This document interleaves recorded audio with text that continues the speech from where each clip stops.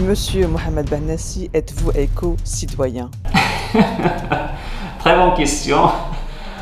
Alors, moi, je vais vous dire une chose, c'est que euh, depuis 97, quand j'ai commencé à travailler sur ma thèse de doctorat qui a porté sur les négociations multilatérales dans le domaine de l'environnement, j'ai commencé à percevoir ce domaine comme une source d'engagement et comment dire de leadership. Ça veut dire je suis un prof et un chercheur, mais c'est pas, je m'intéresse à l'environnement pas uniquement comme un domaine de recherche et, parce que ça me passionne.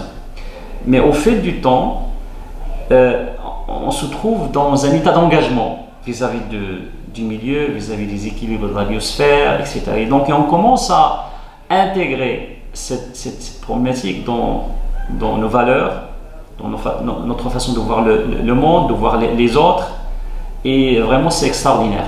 Et il y a deux domaines presque qui incitent à changer, à avoir ce changement comportemental, c'est l'environnement et les droits de l'homme. Au fil du temps, vous vous trouvez dans un état d'engagement et vous développez une éthique dans ce sens. Mais vous, Monsieur Mohamed Bennassi, quels sont les gestes que vous posez au quotidien pour préserver l'environnement? Oui, exactement. C'est une bonne question. Vous savez pourquoi? Parce que tout le monde maintenant parle du climat.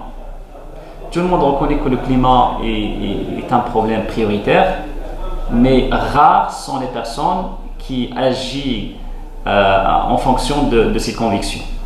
Ok. Alors, effectivement, il y a un certain nombre de gestes quotidiens qu'on peut développer pour faire face à ce problème. Ok. Le premier geste, c'est vis-à-vis on cible les activités qui peuvent générer d'abord du CO2. Ok.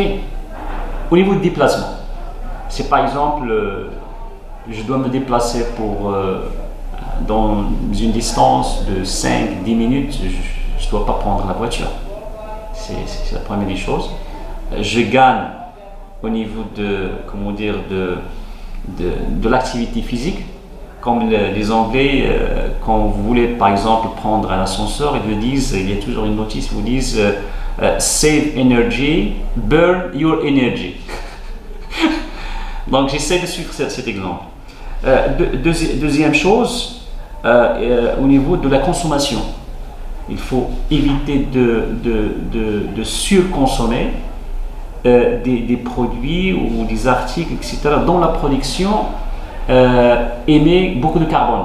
Donc il faut commencer à revoir nos habitudes de consommation en fonction des émissions de carbone et en même temps d'impact sur l'environnement. Par exemple, au lieu d'acheter des bananes qui sont importées, je peux acheter des bananes locales parce que l'importation de ce produit d'un pays à un autre dégage des émissions vraiment considérables. Et en fin de compte, c'est une banane. Donc vous voyez, deuxième chose, il faut transmettre cette culture à la génération future. Je suis un père, j'ai une petite fille. Si vous parlez maintenant avec ma fille qui a 7 ans, vous allez voir qu'il est vraiment éco-engagé. Pourquoi? Parce que c'est l'effet du père sur la fille.